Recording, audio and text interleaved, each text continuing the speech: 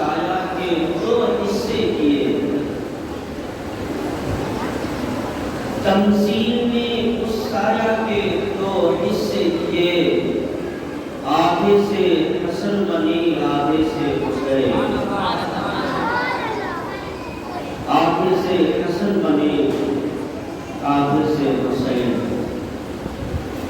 فاتحی توحید کے متبالوں، شمعی رسالت کے پروانوں، اولیاء حکومت کے جانشانوں، غوث و خواجہ رضا کے جاننے والوں، خطبہ مسمونہ کے اندر میں نے جس آیت کریمہ کی تلاوت کا شرف حاصل کیا،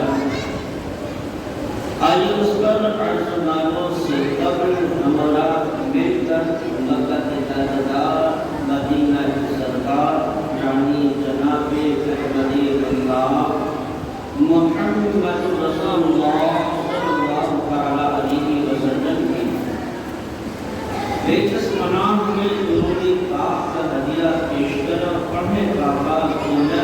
اللہم صلی علی سیدنا مولانا محمد العدل محمد کرم مرفع العلم والحکم والبلاغة وسلم صلاة وسلام علیہ یا رسول اللہ صلی اللہ تعالی علیہ وسلم۔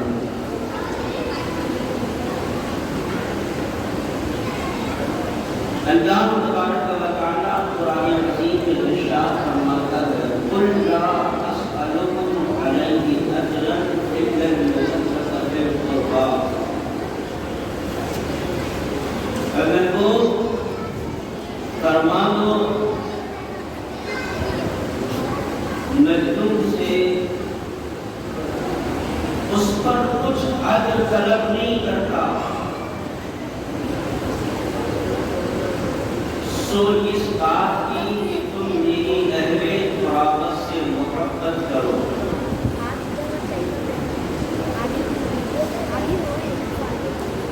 نبی کریم صلی اللہ علیہ وسلم سے فرمایا گیا، اللہ نے فرمایا حکم دیا، محبوب تم اپنی امت کو مخاطب کرتے یوں کہہ دو کہ میں تم سے کچھ اجر طلب نہیں کرتا، اس پر میں تم سے صرف اپنی قرابت کی محبت طلب کرتا۔ یہاں دو چیزیں قابل غور ہیں، ایک چیز تو یہ ہے کہ نبی کریم نے فرمایا میں تم سے اجرت نہیں مانگتا، تو میرے آقا کس چیز کی اجرت نہیں مانگتے؟ تو چیز کیا ہے؟ اور اس چیز پر اجرت نہ مانگ کر میرے مصطفیٰ نے اپنے اہل قرابت کی محبت مانگی، اطاعت مانگی، فرما برداری مانگی، خوشنودی مانگی، رضامندی مانگی، تو اس رضامندی سے ہم امتیوں کا فائدہ کیا ہوگا؟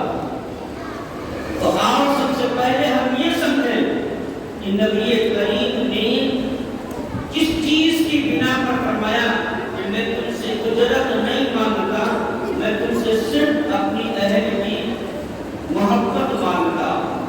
فرمایا گیا کہ جب نبی کریم صلی اللہ علیہ وسلم کو اللہ تبارک و تعالی نے مبعوث فرمایا تو اللہ تبارک و تعالی نے قرآن عظیم کے اندر یہ بھی فرمایا کہ محبوب ہم نے تجھے اس میں اندر بھیج کر ان کے اوپر میں نے احسان کیا ہے۔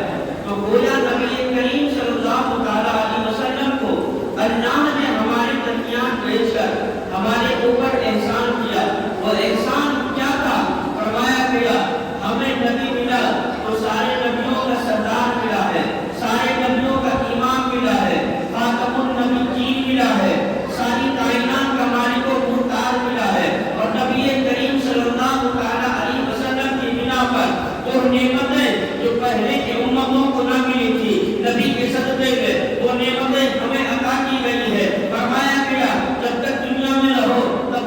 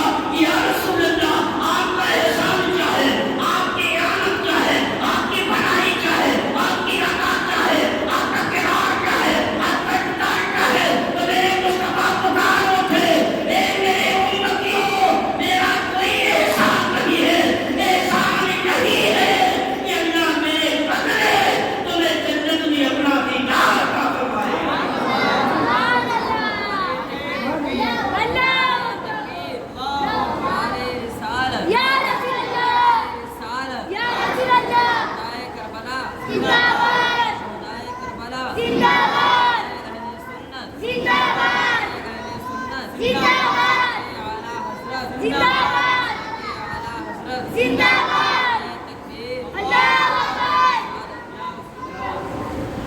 अब हमें पता चल गया कि नबी करीम सल्लल्लाहु ताला अलैहि वसल्लम ने हमारे ऊपर एहसान क्या किया है, हमें अता क्या किया है, हमने कर्म क्या किया है, हमने नेम क्या किया है, हमने अपने दरवाजे कैसे खोले हैं। नबी करीम सल्लल्लाहु ताला अलैहि वसल्लम का एहसान यहाँ से हमें समझ में आ गया। अब इस आयत का मतलब समझ में आ गया कि नबी करीम सल्लल्लाहु ताला अलैहि वसल्लम ने इरशाद फरमाया था कि ऐ मेरे उम्मतियों, मैं तुमसे उजरत नहीं मांगता, मगर सिर्फ ये कि जो मैंने एहसान किया है और मैदानी हश्र में जो एहसान होगा, जन्नत में ले जाकर जो एहसान किया जाएगा वो मेरी वजह से होगा, रब का दीदार मेरी वजह से होगा, जन्नत की गुर्बत मेरी वजह से होगी, दोज़ख से दूरी मेरी वजह से होगी, पुरस्कार का पार करना मेरी वजह से होगा, मीज़ान पर तुम्हारे नामे अमान का हल्का होना ये मेरी वजह से होगा, जामे कौसर पीना हौज़े कौसर से तो मेरे हाथों के जरिए से होगा। और कब्र के अंदर जब तक तुम मेरे बारे में नहीं बता दोगे तब तक तुम्हें अमन नहीं दिया जाएगा, तुम्हारे जन्नती होने की सर्टिफिकेट नहीं दी जाएगी। मेरी ही वो जात है जहाँ तुम्हें काम आएगी। जब तक दुनिया में रहोगे तो मेरी वजह से अमान पाओगे, कब्र में जाओगे तो मेरी वजह से अमान पाओगे, आखिरत में जाओगे तो भी मेरी वजह से अमान पाओगे। अब बात समझ में आ गई कि नबी करीम सल्लल्लाहु अलैहि वसल्लम ने हमारे अंदर तशरीफ ला करके हमारे ऊपर छोटे छोटे एहसान नहीं बहुत बड़े बड़े एहसान फरमाए हैं। अब समझ में आ गया। आप अलैहिस्सलाम ने फरमाया, मेरे उम्मतियों, मैं उसके बदले तुमसे उजरत नहीं मांगता, तो तुम मुझे दौलत दे दो, तुम मेरी खुदा दे दो, तुम मेरी मदद करो, बस सिर्फ ये चाहता हूँ कि तुम मेरी अहले बैते अतहार से मोहब्बत करना। अब जब ये बात समझ में आ गई कि नबी करीम ने उजरत न मांगकर अपनी अहले क़राबत से हमें मोहब्बत करने का हुक्म दिया है। अब हमने रसूलुल्लाह की बारगाह में अर्ज़ किया, या रसूलुल्लाह, अगर मैं आपकी अहले बैते अतहार से मोहब्बत करूंगा, मैं तुमसे अकीदत रखूंगा, तो क्या होगा? क्या मेरी उम्र बढ़ा दी जाएगी? क्या मुझे बादशाह बना दिया जाएगा? क्या मुझे दे दिए जाएंगे? क्या मुझे सुकूनी ताकत दी जाएगी? क्या मुझे बुलंदी ताकत दी जाएगी? तो अब मुस्तफा करीम का जवाब सुनो। मेरे आका अलैहिस्सलाम तस्लीम इरशाद फरमाते हैं, ए मेरे उम्मतियों, अगर तुम मेरी अहले बैत अतहार से मोहब्बत करोगे तो अल्लाह तबारक व तआला जब तक तुम दुनिया में रहोगे तो यहाँ तुम्हें ये सब का ताज अता फरमाएगा, और जब तुम आखिरत में जाओगे तो अल्लाह तबारक व तआला ने इमाम हसन और हुसैन को जन्नती नौजवानों का सरदार बनाया है। जब तुम वहाँ जाओगे तुम भी जवान होगे, हसन और हुसैन भी जवान होगे, उनकी मोहब्बत की वजह से कन्ने वाले हश्र में जब तुम लाए जाओगे, हुसैन खड़े होकर तुम्हारी शफाअत भी करेंगे और अपने साथ लेकर तुम्हें जन्नत में बिठा देंगे।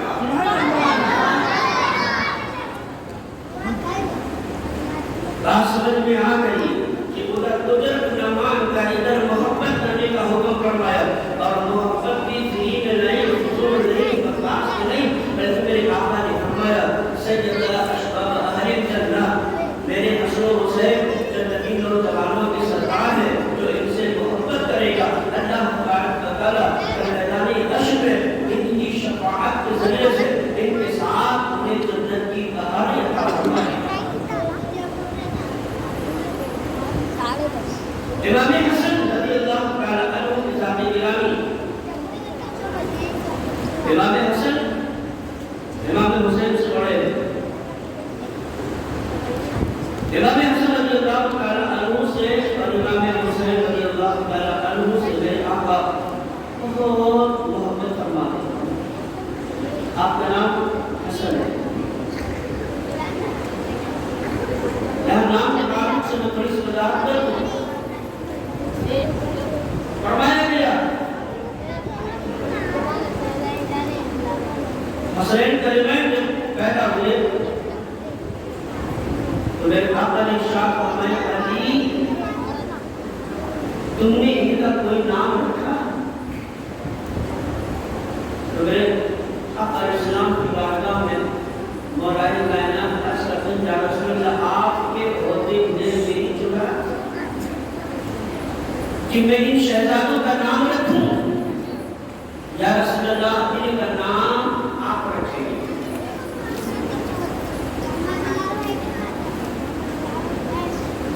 ادھر بات ہو ہی رہی تھی کہ ادھر حضرت جبریل آ گئے، عرض کرتے ہیں یا رسول اللہ ان شہزادوں کا نام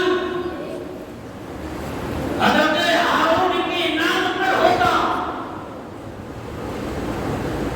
آپ کے شہزادوں کے نام پر ہوگا۔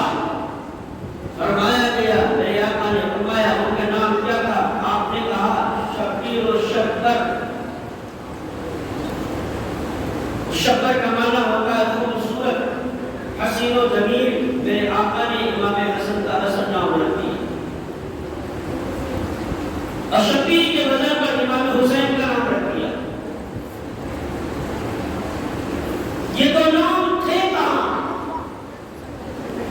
فرمایا گیا دنیا کے اندر 4 نام ایسے ہیں جو جنت سے ڈائریکٹ اتارے گئے۔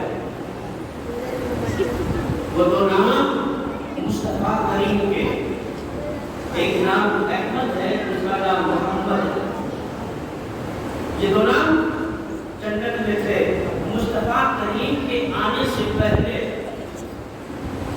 حضرت آدم سے لے کر میرے مصطفیٰ تک کسی کا نام محمد نہیں تھا، کسی کا نام احمد نہیں تھا۔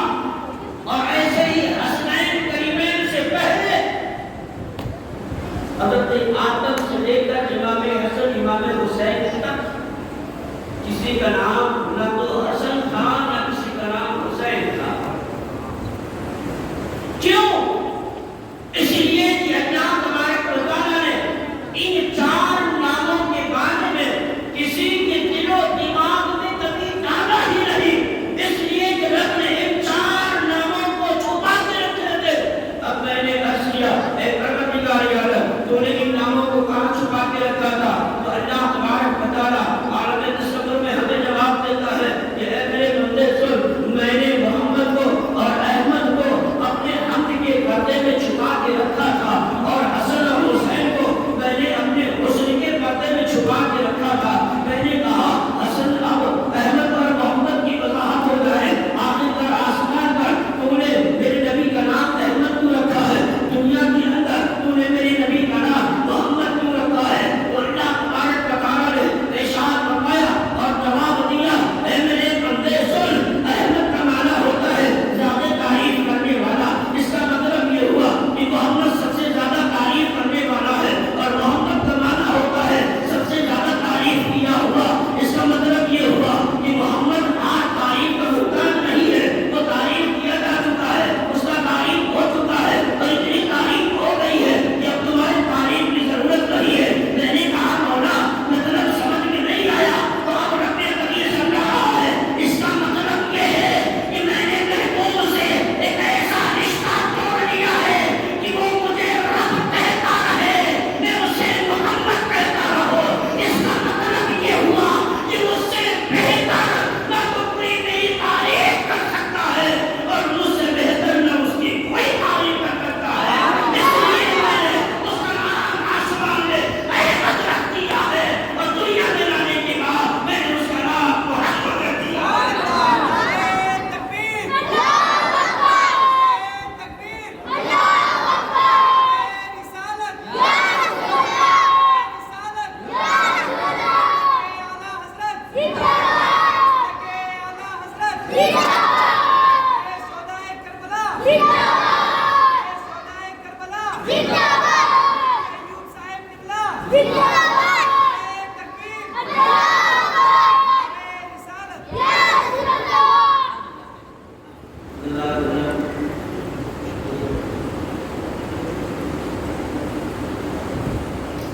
اللہ تبارک و تعالیٰ کی طرف سے عالم تصور میں یہ جواب ملا، میرے بندے میں نے اس لیے رکھا کہ اس سے بہتر کوئی تعریف میری نہیں کر سکتا، اور مجھ سے بہتر اس کی کوئی تعریف نہیں کر سکتا۔ اس لیے کہ ادب یہ یتیم القعبہ، میں نے اپنے محبوب کو دور یتیم بنا کر پیدا کیا، اس جیسا کوئی پیدا ہی نہیں ہوا۔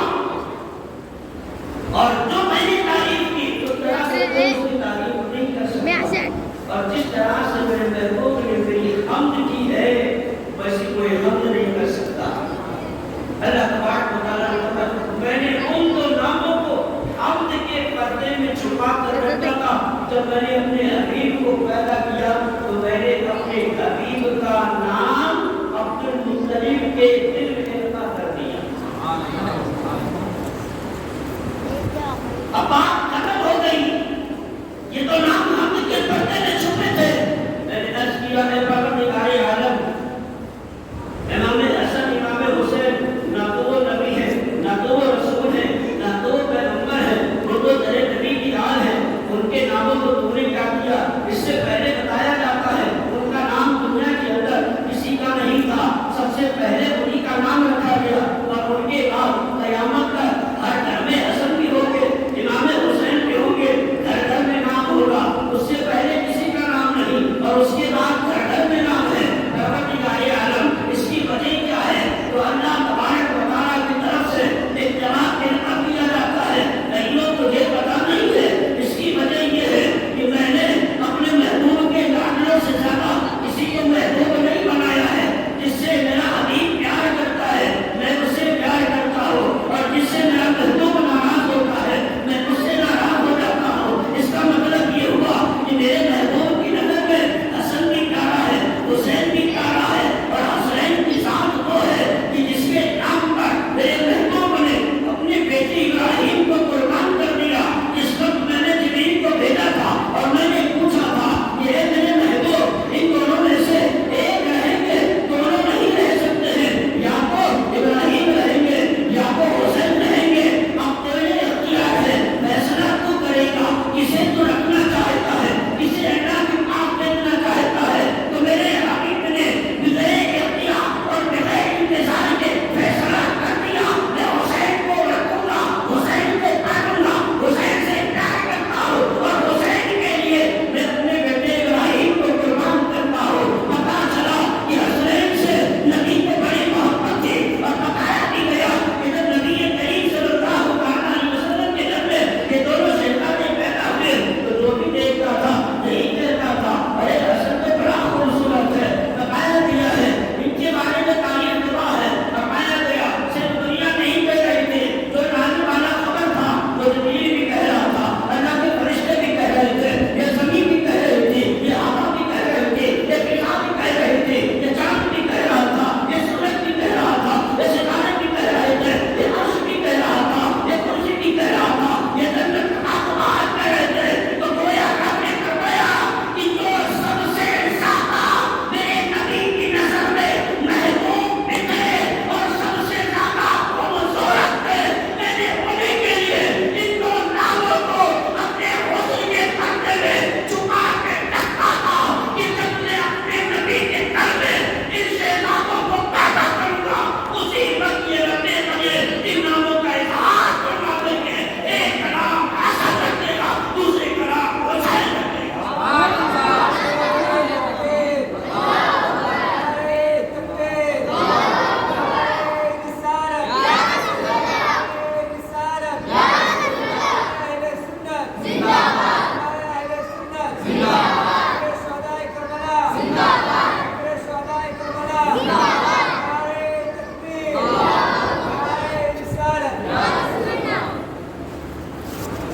حسین کریمین بڑے خوبصورت تھے۔ تاریخوں میں آیا ہے کہ حسین کریمین کی خوبصورتی کا عالم یہ تھا کہ جب سامنے کوئی کھڑا ہوتا تو یوں محسوس ہوتا کہ ان کے چہروں میں اپنا عکس نظر آتا ہے۔ اللہ تبارک و تعالیٰ نے جب اتنا حسین و جمیل پیدا کیا تو ان دو ناموں کو چھپا کر ہی رکھا تھا کہ میں اپنے حبیب کے ان دو نوازوں کا نام رکھوں گا۔ اس لیے ان دو ناموں کو اللہ نے جنت میں حسن کے پردے میں چھپا کے رکھا تھا۔ حسنین کریمین آتے دنیا میں پرورش اس کے ہاتھوں ہو رہی ہے۔ نبی کے آخر زمان صلی اللہ تعالیٰ علیہ وسلم کے دستے کرم ادھر حضرت مولانا کائنات شیخ خدا رضی اللہ تعالیٰ عنہ نگرانی میں، اور ادھر حضرت فاطمہ الزہرا رضی اللہ تعالیٰ عنہ کی گود میں۔ چاروں طرف سے اگر دیکھا جائے ایسا لگتا ہے کہ باؤنڈری ایسے اٹھائی گئی تھی کہ جس میں کسی عام چیز کا داخلہ نہیں تھا، بلکہ اسی چیز کا داخلہ تھا جو اللہ اور اس کے رسول کی نظر میں سب سے محبوب تھے۔ ظاہر سی بات ہے، اگر آپ مکان سونے کی بنائیں اور اس میں مٹی کی چیز رکھیں تو دیکھنے والا کیا کہے گا کہ پاگل ہے، سونے کا مکان بنانے کے اندر مٹی کی چیزیں رکھ رہا ہے۔ تو ادھر دیکھیں تو سید الانبیاء جو بیک گراؤنڈ ہے، ایک طرف دیکھیں تو حضرت علی ہے، ایک طرف دیکھیں تو جنتی نوجوانوں کی سردار حضرت فاطمہ ہے، تمام عورتوں کی سردار ایک طرف، بہادروں کا بہادر ایک طرف، اور سارے نبیوں کا امام ایک طرف۔ اب انہی کے درمیان اللہ تعالیٰ کس کو پیدا کرے گا؟ کسی مسلم کو اگر پیدا کر دیتا تو دنیا میں دیکھو، ادھر نبیوں کے امام تھے، ادھر بہادروں کے امام تھے، ادھر تمام جنتی عورتوں کی سردار تھی، اور بچہ دیکھو کیسا پیدا ہوا۔ اللہ تبارک و تعالیٰ نے یہ باؤنڈری اسی لیے بنائی ہی تھی کہ اس میں کائنات کے سب سے حسین و جمیل دو شہزادوں کو میں بساؤں گا۔ اللہ تبارک و تعالیٰ نے اسی موقع پر امام حسن اور امام حسین کو پیدا فرما کر اللہ نے اس باؤنڈری کی خوبصورتی کو اور بڑھایا۔ خوبصورتی کیا تھی؟ خوبصورتی کا مطلب یہ نہیں ہے کہ صرف بظاہر جو خوبصورتی نظر آتی ہے وہ خوبصورتی، فرمایا گیا سارے کی خوبصورتی ہو نہ ہو، اگر علم سے آراستہ ہے تو بڑا خوبصورت ہے، تربیت سے آراستہ بڑا خوبصورت ہے، کردار سے آراستہ بڑا خوبصورت ہے، کیریکٹر سے آراستہ بڑا خوبصورت ہے، کردار و عمل سے آراستہ بڑا خوبصورت ہے، اگر نمازی ہے بڑا خوبصورت ہے۔ فرمایا گیا جب حضرت بلال حبشی نبی کی بارگاہ میں آئے تھے، اس سے پہلے جو سارا کروٹا کام کرتے تھے، مگر مصطفیٰ کریم نے جب اپنی سینے سے لگایا اور تربیت کرنا شروع کر دیا، مصطفیٰ کے مؤذن پر گئے، تاج حق کے آزان دینے والے پر گئے، تو نبی کریم صلی اللہ علیہ وسلم کی بارگاہ میں آپ کی عظمت اتنی بڑھ گئی، صحابہ کے درمیان آپ کی عظمت اتنی بڑھ گئی کہ اب کوئی آپ کو حبشی نہیں کہتا تھا، کوئی کالو کا کالا کروٹا نہیں کہتا تھا، اور جس کی بھی زبان کھلتی تھی تو وہ یہ کہتا ہوا نظر آتا تھا، اے میرے نبی کے مؤذن ذرا آزان سنا دو، اے میرے نبی کے پیارے ذرا آزان سنا دو، اے میرے نبی کے پیارے ذرا کوئی بات کر دو۔ پتہ یہ چلا کہ جو نبی کی سیرت سے آراستہ ہو جاتا ہے، نبی کی کردار سے آراستہ ہو جاتا ہے، رنگ سے کالا نہیں رکھتا ہے، کالا رکھنے کے باوجود بھی اللہ اسے جنتیوں میں بلند کر دیتا ہے۔ حال یہ ہوتا ہے، ایک حدیث ضعیف ہے جس کے تعلق سے فرمایا گیا کہ نبی کریم صلی اللہ علیہ وسلم ایک حضرت بلال سے بہت خوش ہے، میرے آقا علیہ السلام کا دریائے آپ کا دریائے رحمت جوش میں ہے، میرے آقا علیہ السلام نے شاپ فرماتے ہیں میرا ذرا مانگ لو، کیا مانگنا چاہتے ہو، جو بھی مانگو گے تمہیں دیا جائے گا۔ سب نے مانگ لیا، تم بھی کچھ مانگ لو۔ حضرت بلال رضی اللہ تعالیٰ کو بڑی دیر تک سر کو جھکائے ہوئے سوچتے رہے اور اپنے دل میں سوچتے ہیں کہ جنت میں صحابہ بھی تو جائیں گے، جنت میں نبی کو بھی جائیں گے، جنت میں میں بھی تو جاؤں گا، اس میں تخصیص کیا ہوگی؟ حضرت بلال رضی اللہ تعالیٰ کو عرض کرتے ہیں یا رسول اللہ، اگر آپ کی طرف سے یہ خوشی مجھے مل جائے کہ کل جب جنت میں لوگ جا رہے ہوں گے، آپ بھی جا رہے ہوں گے، یا رسول اللہ صحابہ بھی تو جا رہے ہوں گے، میرے آقا ارشاد فرماتے ہیں رات یہ صحابہ بھی جنت میں جائیں گے، تم بھی جنت میں جاؤ گے، میں بھی جنت میں جاؤں گا۔ ایسے یا رسول اللہ، تو اگر یہ مل جائے کہ میں جنتیوں میں سب سے پہلے جنت میں جاؤں، اب یا رسول اللہ میں آپ سے بھی پہلے جنت میں جاؤں، میرے مصطفیٰ کریم کا دریائے رحمت جوش میں تھا، میرے آقا ارشاد فرماتے ہیں بلال جب میں نے تجھے عطا کر دیا تو صحابہ سے بھی پہلے جنت میں جائے گا، آدم سے بھی پہلے جنت میں جائے گا، شیش سے پہلے جنت میں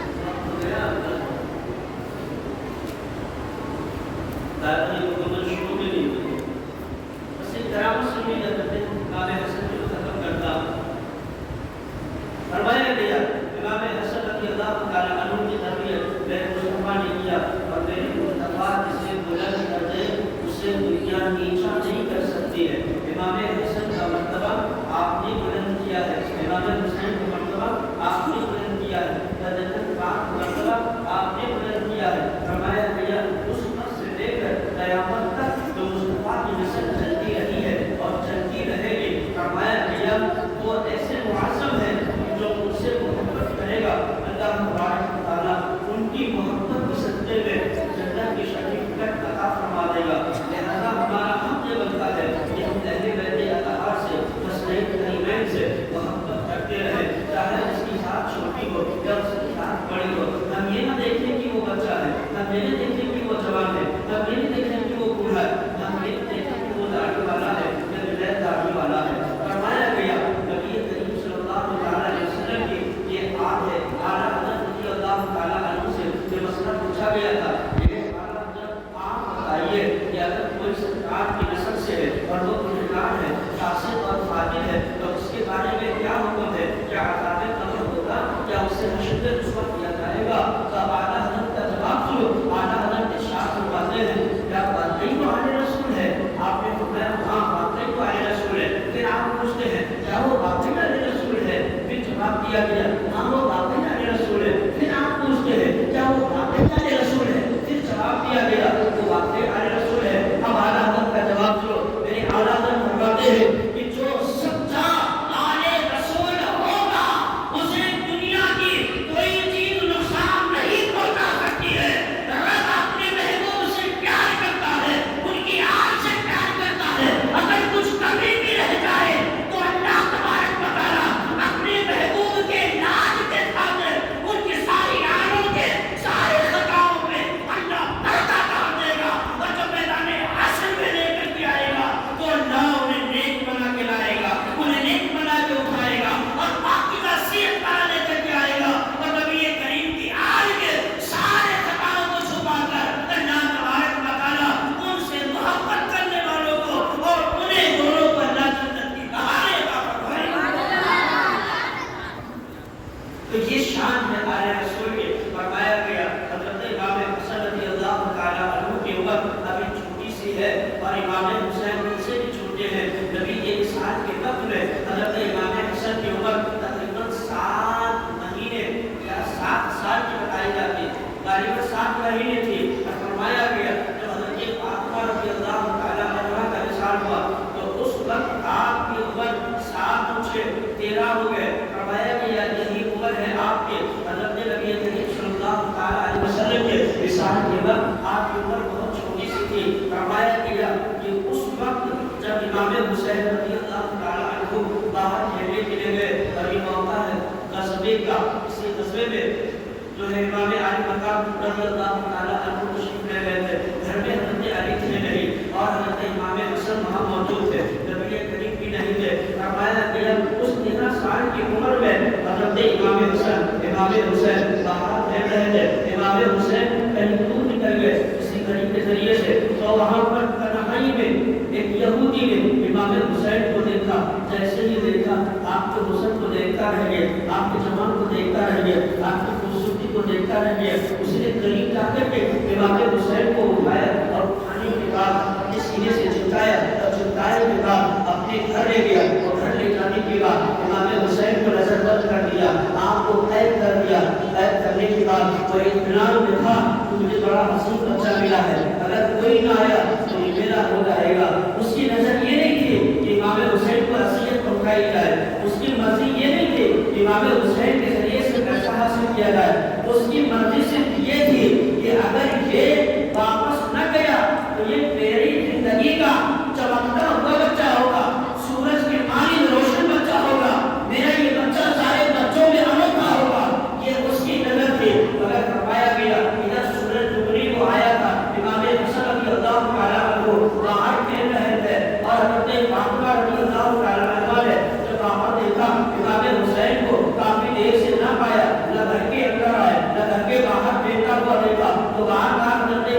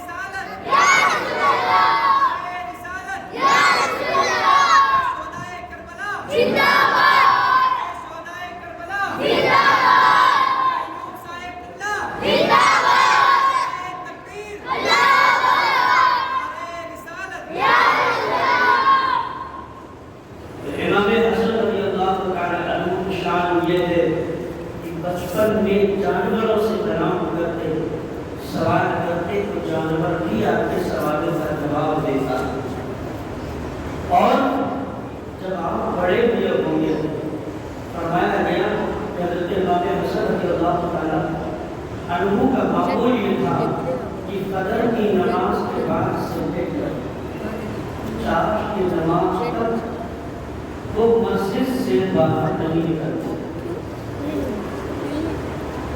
رات میں حضرت امام حسن کی نفلی نمازوں کا حال یہ تھا مختلف روایتیں ہیں کسی میں ہے کہ 1000 رکعت کسی میں ہے کہ 500 رکعت کسی میں ہے 800 رکعت امام حسن رضی اللہ تعالیٰ عنہ رات میں نفلی نمازیں ادا کیا کرتے ہیں اور ایک دن کا معمول نہیں تھا بلکہ یہ معمول پوری زندگی کا تھا جب تک آپ اور بیٹے خیال رہے تو جب بچپن میں یہ شان تھی تو جب اتنے بڑے متقی ہو کر آپ بڑے ہوئے ہوں گے اور اسلام کے جھنڈے کو اپنے ہاتھ میں تھاما ہوگا تو اللہ تبارک و تعالیٰ نے اس وقت کتنی بلندی عطا فرمائی ہوگی لہٰذا اے لوگوں امام حسن سے پیار کرو اور رب سے دعا کرو مولا کریم امام حسن دیگر اہل بیت اطہار کی محبت میں ہمیں جگا انہی کی محبت میں ہمیں اٹھا اور انہی کے ساتھ ہمارا حشر کرتے انہی کے ساتھ ہمیں جنت کا عطا رفتار سوا ہے مولا کریم ہم سب کو اس پر عمل کرنے کی توفیق عطا فرمائے اور اللہ تبارک و تعالیٰ اہل بیت اطہار سے سچی اور اپنی محبت عطا فرمائے اور آپ سے ہمیں دین اور دنیا کا فیصلہ عطا فرمائے